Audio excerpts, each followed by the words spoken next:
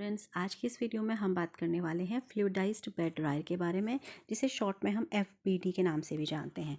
तो सबसे पहले बात कर लेते हैं ये वीडियो किन के लिए हेल्पफुल होने वाली है। डिप्लोमा इन फार्मेसी में फर्स्ट ईयर के स्टूडेंट्स जो कि फार्मास्यूटिक स्टडी कर रहे हैं उनको भी आपका एफबीडी पढ़ना है, और बी फार्म थर्ड सेमेस्टर के स्टूडेंट जो फार्मास्यूटिकल इंजीनियरिंग पढ़ रहे हैं उनको भी एफबीडी पढ़ना है। एफबीडी आपका इस्तेमाल होता है ड्राइंग के यूनिट ऑपरेशन में।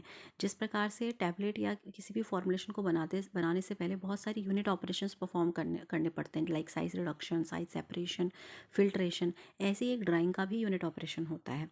Drawing is very important because in order to remove the moisture from your formulation. आप चाहते नहीं हैं कि आपके प्रिपरेशन में मॉइस्चर हो, क्योंकि मॉइस्चर क्या करती है, मॉइस्चर आपके माइक्रो ऑर्गेनिजम्स की ग्रोथ को फेवर करती है। तो you want your preparation to be moisture free, and second reason is you want your product to be concentrated. तो उसके लिए आप क्या करते हैं, अपने मटेरियल को ड्राई करते हैं।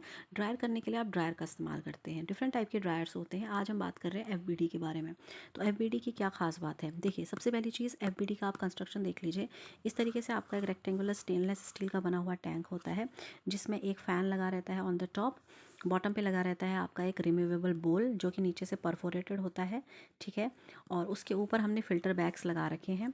यहाँ पर हमारा एक हीटर होता है, यहाँ पर एक इनलेट होता है, यहाँ पर हमारा एक कंट्रोलिंग वॉल्व होता है, और यहाँ पर हमारा एक वेंट होता है, और यहाँ पर हमारा आउटलेट है। तो इस तरीके से हमारा एक एफबीडी नज़र आता है। ये एक क्लोज्ड कैबिनेट की तरह है, जिसके अंदर आपके रिमूवेबल बोल और आपके फ़िल्टर बैग और टॉप में आपका फ़ैन का अटैचमेंट रहेगा।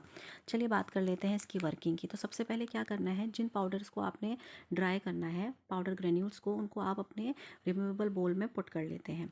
उसके बाद आप एयर को पास करते हैं। यहाँ से आपका एयर एंटर करती है और यहाँ से एयर आएगी और हीटर उसको हीट करेगा। तो हीटेड एयर क्या करेगी, जहाँ जहाँ पोर्स दिख रहे हैं वो उन के रास्ते के थ्रू आपका एंटर करेगी। यहाँ से भी आपका एयर एंटर करेगी और यहाँ रखे ग्रेन्यूल्स को ड्राई करने की कोशिश करेगी। अब यहाँ से जो एयर आ रही होती है ना, उसकी जो वेलोसिटी होती है वो आपके पार्टिकल्स की सेटलिंग वेलोसिटी से ज़्यादा होती है, ठीक है।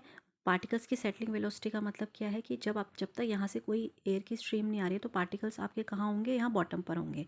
लेकिन जैसे ही यहाँ से एयर की स्ट्रीम आएगी तो पार्टिकल्स जो हैं, आपके पाउडर्स जो हैं, वो हवा के साथ ऊपर चले जाएंगे।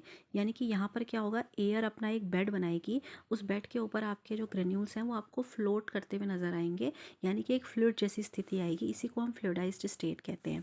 तो आपके पाउडर जो हैं वो आपस में क्या करने लगेंगे, नीचे से जो एयर है वो उनको अपना एक बेड बना के देगी। तो आपके पाउडर्स जो हैं, they will start behaving like a fluid, they will start performing random motion. उस रैंडम मोशन की वजह से आपस में उनका एट्रिशन भी होगा, तो कुछ फाइन फाइन पाउडर्स भी बनेंगे।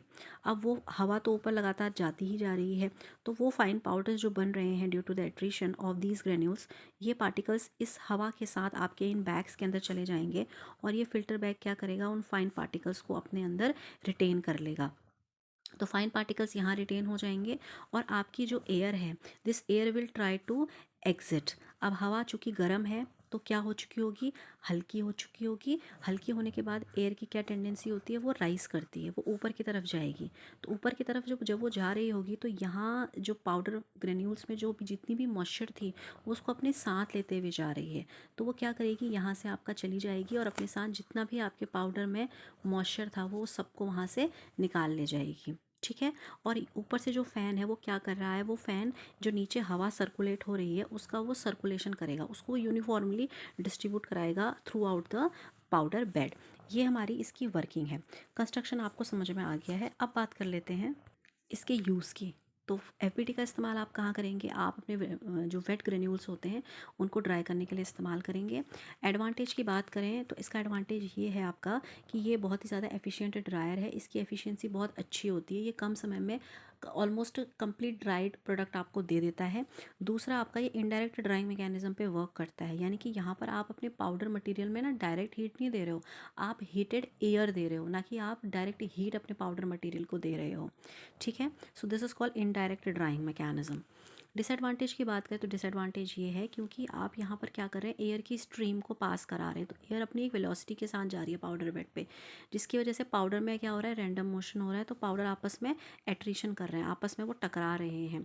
टकराने की वजह से क्या हो रहा है, फाइन पार्टिकल्स की ज़्यादा फॉर्मेशन हो रही है। तो फाइन पाउडर ज़्यादा बनता है, जिस वजह से लॉस हो रहा है, एंड उसको फिर आप ट्रैप करने के लिए आपने फ़िल्टर बैग का प्रोविज़न लगाया हुआ है। तो आप क्या कर रहे हैं, फ़िल्टर बैग जब आपके क्लॉग हो जाएंगे, बंद हो जाएंगे, तो आप उनको निकालेंगे भी। तो यहाँ पर भी आपकी एक जो है कह सकते हैं कि आप एक डिसएडवांटेज है। एडवांटेज में आप एक और चीज़ ऐड कर सकते हैं। अगर आप ट्रे ड्रायर को कंपेयर करें तो ट्रे ड्रायर में आपका लेबर कॉस्ट हाई आती थी, लेकिन यहाँ पर लेबर कॉस्ट जो आएगी वो कम आएगी। लेबर कॉस्ट कम आने का रीज़न ये है क्योंकि यहाँ पर हमें लोडिंग अनलोडिंग बार बार नहीं करनी पड़ती है। अगर हम इसकी कैपेसिटी की बात करें तो ये 5 किलो से कम 200 किलो के ग्रेन्यूल्स को एक साइकिल में आपका ड्राई कर सकता है। तो वन टाइम लोडिंग होगी। So this is the advantage of this dryer. तो आई होप आपको ये वीडियो समझ में आया होगा। आपका FBD का जो भी डाउट है आप अपने कमेंट सेक्शन में पूछ सकते हैं if there are any doubts related to this topic. Thank you so much for watching.